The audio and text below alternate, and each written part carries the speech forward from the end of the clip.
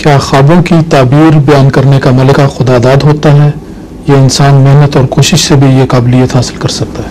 ہر چیز کا ملکہ تو انسان نے فطرت میں رکھا ہوا ہے اللہ تعالیٰ نے، اور اس میں خداداد استعدادیں جو پہلے سے چمک اٹھیں اس کو ہم خداداد ملکہ کہہ دیتے ہیں، مگر فطرت میں اس کی بناوٹ میں اگر ملکہ آغاز سے موجود ہی نہ ہو تو نہ وہ استعداد چمک اٹھتی ہے، نہ اس میں کسی قسم کی ترقی ہو سکتی ہے۔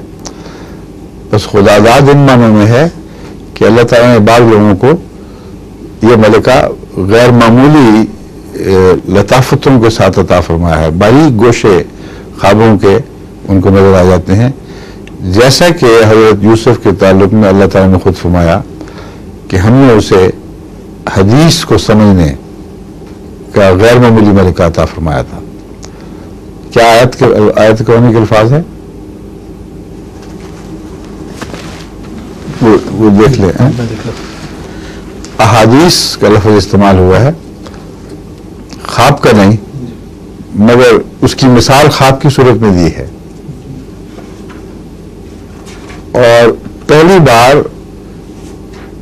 باوجود اس تعریف کے پہلی بار حضرت یوسف علیہ الصلوۃ والسلام اپنی خواب کو بھی نہیں سمجھ سکے تھے، اور نبی اللہ جو اس وقت نبی کے طور پر منصب پر فائز تھا اس پر خدا نے روشن کر دی، اور دوسری بار بادشاہ کی خواب کو بھی سمجھ گئے جب نور نبوت اترا ہے۔ تو یہ مثال ہے کہ صلاحیت موجود تھی، اللہ تعالیٰ نے خود عطا فرمائی تھی، مگر اس صلاحیت کو جلا بھی خود خدا نے بخشی، اور یہ جلا نور نبوت سے بخشی گئی ہے۔ کیوں؟ یہ آیت کریمہ ہے وَكَذَلِكَ يَجْتَبِيكَ رَبُّكَ وَيُعَلِّمُكَ مِن تَأْوِيلِ الْأَحَادِيثِ۔ کذالک، اب یہ الہام ہے، یہ کنویں میں ہو رہا ہے نا، یہ کس موقع پر ہو رہا ہے؟ ابتدا میں شروع میں ذکر آتا ہے جب خواب ذکر کی گئی، اذ قال یوسف لأبیہ یا ابت انی رأیت احد عشر کوکبا والشمس والقمر رأیتهم لی ساجدین قال یا بنی لا تقصص رؤیاک علی اخوتک فیکیدوا لک کیدا ان الشیطان للانسان عدو مبین وکذالک یجتبیک ربک ویعلمک من تأویل الاحادیث۔ یہ ٹھیک ہے، یہ بات اب میں سمجھوں کس موقع پہ ایگزیکٹ ہے۔ حوالہ وہی ہے کہ ایک رویا دیکھی آپ نے، خود اس کو نہیں سمجھ سکے، اور باپ جو منصب و نبوت پر فائز تھا وہ سمجھ گیا، اور اللہ تعالیٰ وعدہ فرما رہا ہے کہ ایک دن تجھے بھی اللہ تعالیٰ وہ منصب عطا کرے گا۔ کذالک، اسی طرح جس طرح تم نے دیکھا ہے اپنے باپ کو کہ اس کی حقیقت جان گیا ہے، اس لیے تجھے بھی احادیث کو پہچاننے، ان کی معرفت کی استطاعت عطا کی جائے گی۔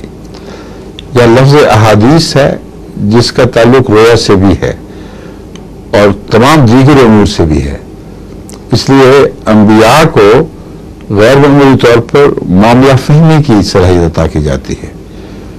وہی معاملہ فہمی کی صلاحیت خواب کے تعلق میں تعبیر کی صلاحیت بن جاتی ہے، لیکن ہر شخص اگر علمی طور پر ترقی کرے، جن پر خدا نے رویا کے نکات کھولے، ان کی تعبیروں پر غور کرنا شروع کرے، تو محنت کے ساتھ کچھ نہ کچھ تو ضرور حاصل ہوتا ہے۔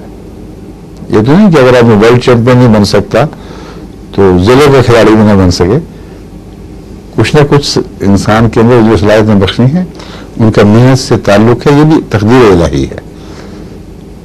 تو کرو، لیکن وہ جو آسمان سے شعلہ نور اترتا ہے اس کی مثال، اور کچھ تعبیریں کرتے رہو گے مگر جو دلا خدا دیتا ہے وہ اس کا ثانی نہیں بن سکتے۔ ٹھیک ہے؟